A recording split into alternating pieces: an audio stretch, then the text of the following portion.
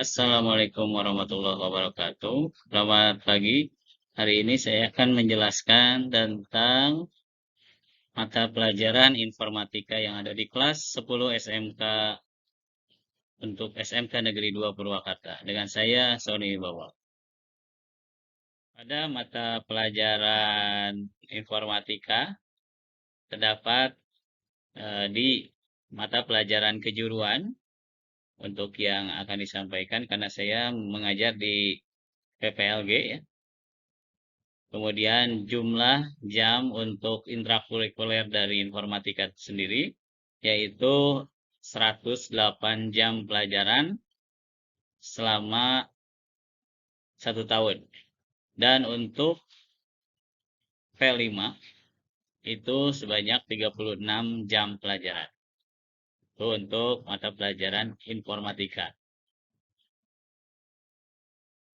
Tentunya untuk informatika di sini sebagai ilmu data, ilmu yang menghubungkan antara data, informasi, dan juga pengetahuan, di mana dari tujuan informatikanya sendiri di sini untuk memudahkan, ya, memudahkan pekerjaan menjadi sebuah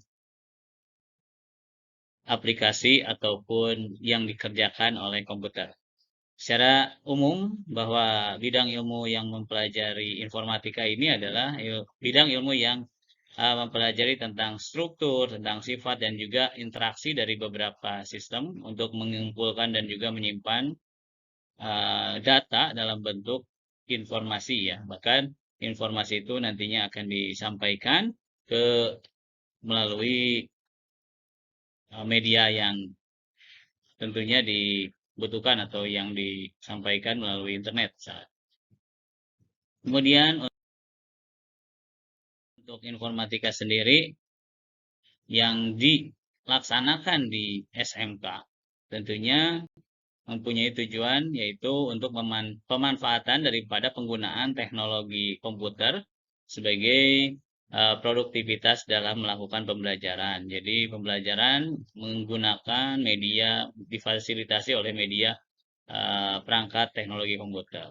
Supaya apa? Untuk meningkatkan nilai jual peserta didik tentunya bagi perusahaan dan persaingan di dunia luar. Karena banyak sekali sekarang itu semuanya dengan menggunakan teknologi informatika. Untuk nilai jual siswa ataupun peserta didik harus menguasai teknologi komputer.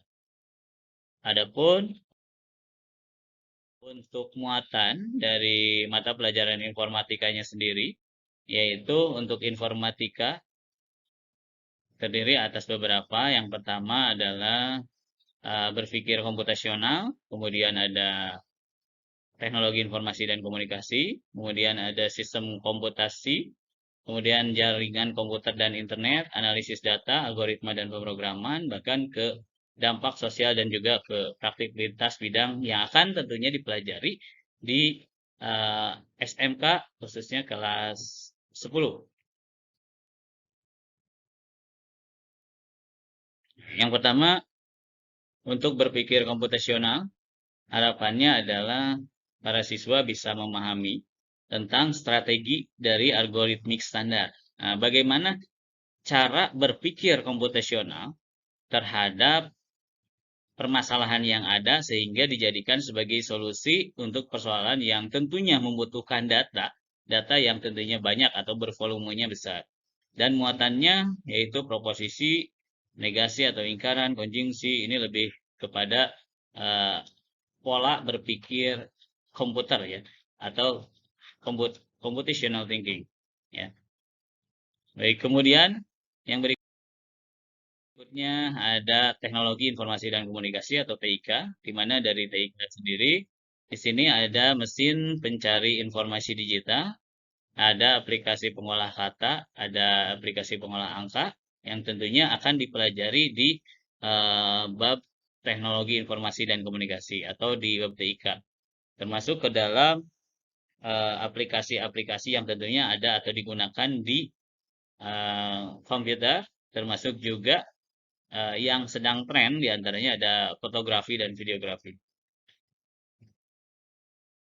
Adapun untuk sistem komputasi yang berikutnya ada sistem komputasi bagaimana penggunaan, bagaimana tentang pemahaman siswa tentang sistem komputasi, yaitu diantaranya ada hardware atau perangkat keras, ada perangkat lunak, ada bagaimana sih cara kerja dari sebuah sistem operasi, bagaimana cara menginstalasi dari sebuah sistem operasi.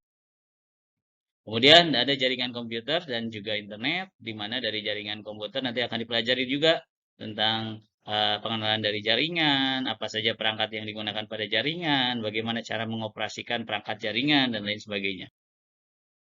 Kemudian ada analisis data, algoritma, dan juga pemrograman, di mana dari analisis data yang tentunya dibutuhkan, yang pertama, bagaimana mengidentifikasi informasi digital, bagaimana security-nya, keamanannya, bagaimana ancaman threat terhadap informasi digital tadi, bagaimana pengamanannya, dan akses kontrol di lingkungan komputer, dan juga untuk pengumpulan datanya harus seperti apa. Nanti setelah kita analisis, baru peserta didik diharapkan bisa membuat algoritma dan juga menerjemahkan dari bentuk algoritma tadi ke dalam bentuk pemrograman dasar yang nantinya diharapkan menjadi sebuah aplikasi yang mendasar.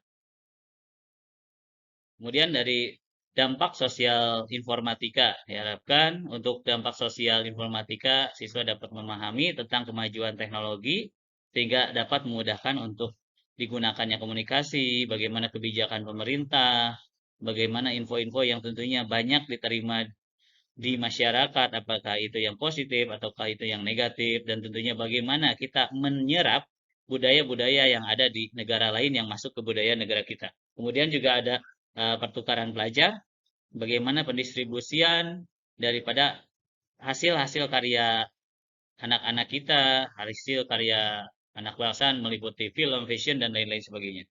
Kemudian ada praktik lintas bidang.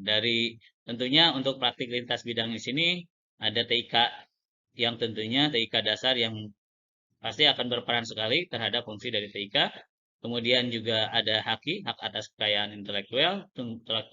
Kemudian juga ada kewargaan digital. Ini akan disampaikan di praktik lintas bidang. Baik, itu saja yang bisa saya sampaikan. Mohon maaf atas segala kekurangannya. Untuk yang mau ditanyakan dan juga ada yang mau menambahkan, silahkan tambahkan di komentar yang ada di bawah. Atur nuhun dan terima kasih. Assalamualaikum warahmatullahi wabarakatuh.